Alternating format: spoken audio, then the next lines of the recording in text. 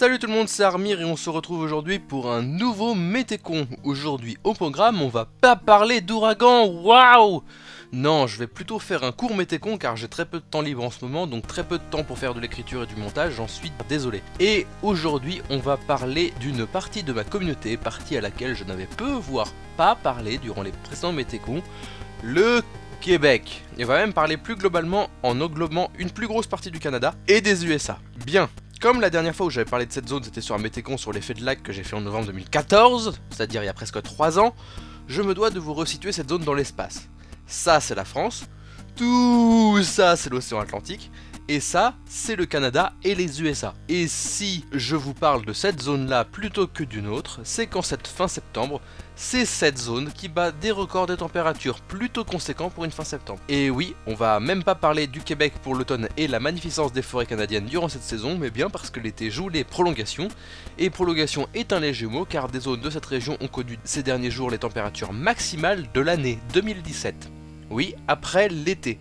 À Montréal, par exemple, il a fait 32,5 degrés le 25 septembre, surpassant la température maximale précédente de 2017, qui était de 30,9 degrés Celsius le 12 juin. Avant l'été de notre calendrier, mais pendant l'été météorologique. Les grosses chaleurs montréalaises ont lieu en général en juin ou juillet, mais peuvent apparaître dès le mois de mai et se prolonger jusqu'en septembre. La preuve. Et pour nous français métropolitains en majorité, 32,5 degrés ça peut nous paraître assez peu, c'est des températures qui peuvent arriver en septembre en France. Bon, pas cette année vu le mois de septembre absolument pourri qu'on s'est mangé, mais quand même. Mais à Montréal, 32,5 degrés c'est excessivement chaud. Le record de température est de 36 degrés à la station de Montréal, qui se situe à l'aéroport de Saint-Hubert. Je vous interdis de vous moquer des noms québécois, ce n'est pas sympa. Le premier qui met Saint-Hubert Oméga 3 dans les commentaires se verra maudit par tous les Hubert de la Terre, c'est-à-dire deux. Bon, comme ce nom n'est pas glorieux, je vous propose de le renommer Saint-Hubert. Enfin, du moins si les taxis ne sont pas aussi féroces au Canada qu'en France. Bref, 36 degrés, record absolu, 32,5 pour la température du 25 septembre. Mais donc ça en perspective par rapport au climat français, le record de la température parisien est de 40,3 degrés, c'est à peu près comme s'il faisait encore 37 degrés à l'ombre aujourd'hui à Paris, ce qui ne risque pas d'arriver demain la veille, ne serait-ce que parce qu'il fait un temps de merde, et surtout parce que Montréal et Paris n'ont absolument pas le même climat. Je vous rappelle que Montréal est à peu près autant au nord que Bordeaux, cependant il ne vous échappe pas qu'il fait rarement moins 25 degrés à Bordeaux en janvier, ce qui arrive très fréquemment à Montréal. Je vais t'expliquer en 2 secondes, et de manière très simplifiée, mais très simplifiée à l'extrême, pourquoi cette différence de température entre Montréal d'un côté et Bordeaux de l'autre. Voici une carte du monde, avec de quel côté tout circule, bref, des vents dominants, hein, voilà. Bref, voici Montréal et voici Bordeaux. À Bordeaux, le vent qui vient d'ouest a en général traversé beaucoup de zones de mer, et la mer se refroidit et se réchauffe plus lentement que la terre, donc du coup ce vent a tendance à adoucir les pics de chaud et les pics de froid. C'est pour ça qu'il gèle très rarement à Bordeaux et donc qu'il neige quasi jamais. Alors qu'à Montréal le vent n'a traversé que de la terre, qu'il vient d'ouest, et la terre se réchauffe et se refroidit beaucoup plus rapidement que les zones atmosphériques au-dessus de la mer, et ne vient donc pas adoucir les pics de chaud et de froid.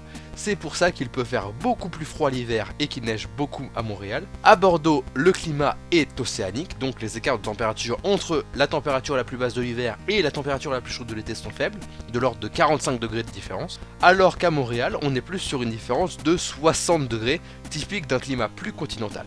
Les amplitudes thermiques sont donc plus importantes, il n'est donc pas rare de voir des écarts de température de 20 degrés en 24 heures, ce qui pourrait arriver dans la région en fin de semaine. Quant à nous en France, bah nous on a un temps que je qualifierais de moyen, c'est-à-dire que nous sommes dans la moyennance. Effectivement, il fait moins de froid, effectivement il fait moins humide, nous avons donc typiquement un temps de fin septembre, parce que nous sommes en fin septembre. Quoi dire de plus? Bah il va pas pleuvoir jusqu'à ce week-end comme d'hab, parce qu'il fait un temps pourri toujours en week-end, ça c'est pas nouveau. Sinon la semaine prochaine on reviendra vers un temps froid et humide de samedi à jeudi prochain, avant techniquement des températures qui remonteront d'ici la fin de la semaine prochaine. Bref, un temps automnal nous attend et ça me déprime, putain! Avant de partir, point banquise. La courbe de cette année est au-dessus de celle de l'année dernière, mais est bien en dessous des autres courbes. En effet, l'année dernière, l'anomalie d'extension de la banquise était énorme, liée à une corrélation entre une fonte très rapide de la banquise antarctique parce que c'est l'été en Antarctique, combiné à une très grande difficulté de l'Arctique à reconstituer sa banquise d'hiver, créant un déficit énorme de 6 fois la taille de la France métropolitaine, ce qui n'était jamais arrivé pendant les 40 dernières années. L'enjeu de cette année est de voir si effectivement l'année 2016 était une anomalie exceptionnellement sévère, ou si le réchauffement n'a pas fait franchir au climat polaire un seuil de basculement qui ferait que toutes les prochaines années ressemblent au pattern de 2016 au niveau de l'évolution et de la banquise. Moi, à titre personnel, j'en doute fort, je pense que la courbe aura globalement cette forme, et on se retrouve en décembre pour voir si j'ai bon ou si je me suis lamentablement planté. Et bien pour cette semaine ça sera tout, n'oublie pas de mettre un pouce bleu avant de partir, n'oublie pas de t'abonner si c'est déjà fait. Si tu es des Québec, marque-le dans les commentaires que je vois qui me regarde depuis l'autre côté de l'océan. Votre princesse envoie des jupes au Québec, vous dit au revoir et que le pouvoir de la jupe soit avec vous.